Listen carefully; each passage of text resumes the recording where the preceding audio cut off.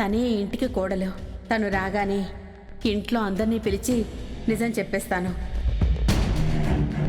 విహారీ లక్ష్మిల ముందు ఏ సమస్య అయినా ఎదుర్కోవడానికి నేను ముందుంటాను. ఎందుకు ఏడుస్తున్నావు? ఆ యమున తలుచుకుంటే అయిపోతుందా? అది జరుగుతుందని చెప్పినా నేను ఊరుకుంటానా? వాడు నీ భర్త. విహారీ భార్య అంటే నువ్వే. దానికి ఎవరు ఏం సంకల్పించుకున్నా మార్చలేరు. ఆ రోజు నా ప్రేమ నా అన్న వలన దక్కలేదు, కానీ నీ బావ మీద నీకున్న ఇష్టాన్ని, ప్రేమని నేను గెలిపిస్తాను. ఇందుకు ఎవ్వరూ అడ్డుపడినా నేను వాళ్ళ సంగతి చూస్తాను. అది యమునైనా, ఆ లక్ష్మైనా, ఇంకెవ్వరైనా సరే నేను వాళ్ళని ఆపుతాను. ఎవరు ఆపినా విహారీ మాత్రం లక్ష్మి విషయంలో నిజం చెప్పకుండా ఆగడు. విహారిని ఎలా కంట్రోల్లో పెట్టాలో నాకు బాగా తెలుసు. విహారిని లక్ష్మి విషయంలో ఎవరూ కంట్రోల్ చేయలేరు. రిలాక్స్ అవ్వు సహస్రా. నువ్వు ఈ పద్మాక్షి కూతురివి. మనం అనుకున్నది పట్టుబట్టి సాధించాలి గాని శోకాలు పెట్టకూడదు.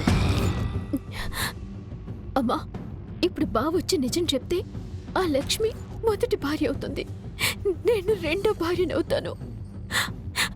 ఆ లక్ష్మికి సవతినవుతాను కదమ్మా. ఒసై పిచ్చి మాలోకం, ఇంతవరకు ఆ లక్ష్మితో వాడు కాపురం చేశాడా? చేయలేదు. తాళి మాత్రమే కట్టాడు. ఇక ఈ విషయంలో నువ్వే ముందున్నావు. దేనివల్ల తెలుసా? గర్భవతి అని మనం ఆడిన నాటకం వల్ల. పద్మాక్షక్క సహస్ర గర్భవతని చాలా ప్రశ్నలు వేస్తుంది, చాలా గొడవ చేస్తుందేమో వదినా. మరి చూస్తూ ఉంటానా? నా వైపు న్యాయం, ధర్మం ఉన్నప్పుడు లక్ష్మిని తరిమేయడమే. పద్మాక్షి వదిన లక్ష్మిని తరిమేయాలని చూసినా నేను లక్ష్మికి అండగా నిలబడి పకడ్బందీగా వదినని కన్విన్స్ చేయాలి. నన్ను ఎదిరించడం తర్వాత ఈ ఇంట్లో నా ముందు నించుని మాట్లాడే దమ్ము, ధైర్యం ఎవరికుంది? ఎవరికీ లేవమ్మా.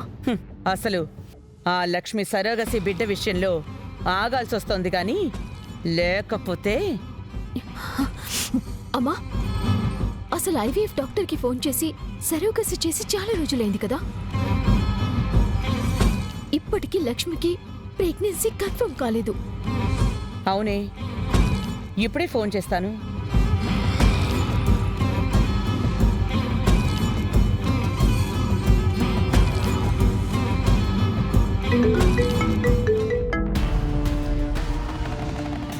Hello hello doctor. పద్మాక్షి గారు చెప్పండి. డాక్టర్, ఆ లక్ష్మికి సరోగసి చేశారు. ఇంతవరకు దానిలో ప్రెగ్నెంట్ అయినట్టు ఏ సిమ్టమ్స్ కనిపించట్లేదు. మొన్న ఫోన్ చేస్తే 4 రోజులు వెయిట్ చేయండి అన్నారు. కొందరిలో లేట్ అవ్వచ్చు అని కూడా చెప్పారు. అవునండి, ఇంతకీ లక్ష్మిలో ఇంతవరకు ఏ సిమ్టమ్స్ కనిపించట్లేదా? కనిపించటం లేదు. లక్ష్మిలో సరోగసి పిండం నిలబడిందో లేదో అనుమానమే పద్మాక్షి గారు.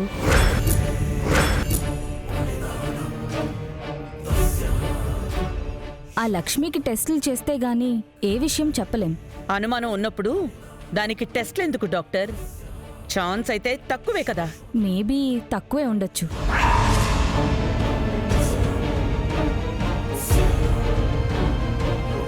ఆ లక్ష్మి కడుపులో నీ బిడ్డ ఉన్నాడనాగాను. ఇప్పుడు అదే అనుమానం అంటే అస్సలాగను.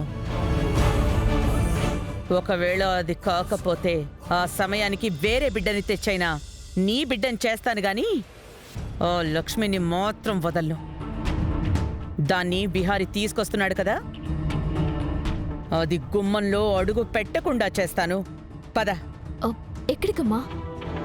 ఆ లక్ష్మి అడ్డు తొలగించడానికి తెలిసిన వాళ్ళందరితో మాట్లాడాలి. ఈరోజు ఆ లక్ష్మికి చావు ముహూర్తం పెడతాను. పద.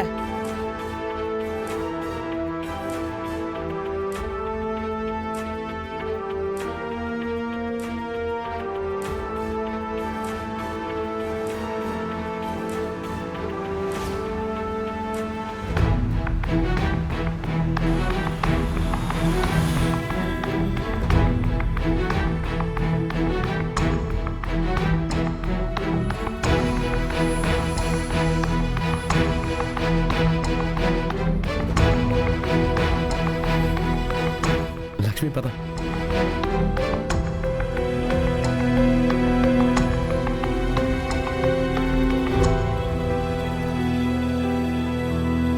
కనకం, ఏంటి అలా ఉన్నావు? ఏం లేదు విహారీ గారు, నేను బాగానే ఉన్నాను. లేదు కనకం, నువ్వు బాగుంటే ఎలా ఉంటావో, టెన్షన్గా ఉంటే ఎలా ఉంటావో నాకు తెలుసు. టెన్షన్ ఏమీ లేదు విహారీ గారు. సరే, నువ్వు చెప్పకపోయినా నీలో టెన్షన్ నాకు క్లియర్గా కనపడుతుంది. నీ టెన్షన్ మనం ఇంటికి వెళ్తే ఏమవుతుందో అనే కదా. కనుక అక్కడ ఏమీ కాదు. నిజమేగా మనం చెప్తున్నాం.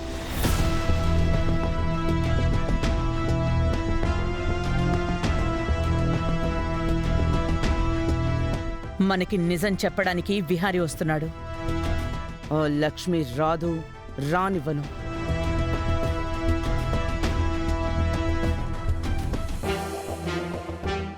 ఎవరు ఎన్ని గొడవలు చేసినా నేను ఎదుర్కోగలను.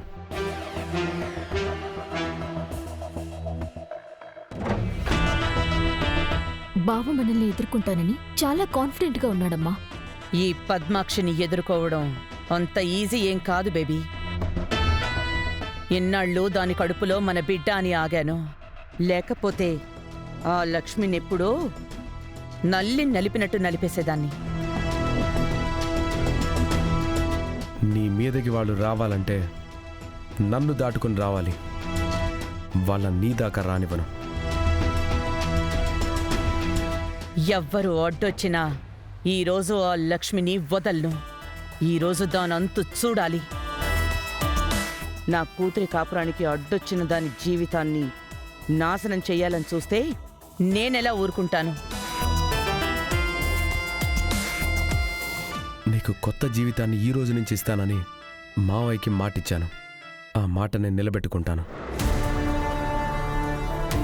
దానికి గొప్ప జీవితం ఇవ్వాలని ఊహించుకున్న వాళ్ల కళ్ల ముందే దాని జీవితాన్ని కుక్కలు చింపిన విస్తరించేస్తాను.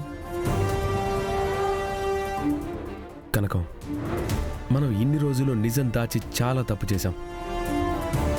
ఇకపై నా తప్పు చేయను. ఈరోజు ఎట్టి పరిస్థితుల్లో తాడో బేడో తేల్చుకుందాం.